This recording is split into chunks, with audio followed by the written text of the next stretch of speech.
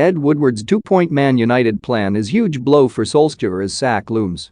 Ed Woodward's plan to take on a consultancy role at Manchester United could be a huge blow for Ole Gunnar Solskjaer's future. The executive vice chairman was set to leave Old Trafford at the end of the year, but it's been reported that he could be staying put after all, as he is set to retain some influence at the club, according to the Daily Mail.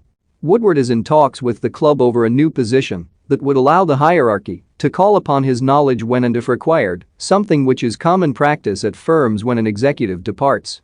But this move could have major ramifications on Solskjaer, whose job is hanging by a thread after the Red Devils' 2-0 defeat by Manchester City. Have your say. Would Solskjaer's dismissal impact Man United fans' views of Ed Woodward? Comment below. Woodward's proposed exit was coming at the worst possible time, given the club's current turmoil, and Gary Neville reckons his impending departure was actually keeping the Solskjaer in a job, as the United chief wouldn't want the Norwegian's dismissal to be his final act. He said, "The situation at United is made more complicated with Ed Woodward leaving in weeks. He gave Ole Gunnar Solskjaer a 3-year contract months ago, and he won't want his final act to be sacking a manager." If this was the case, Solskjaer would at least have until January to turn things around, when a new CEO would replace Woodward.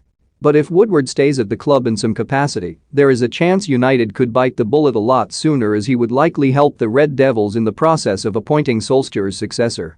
And it's claimed Man United have already started compiling a short list of potential replacements if the Norwegian's position becomes untenable.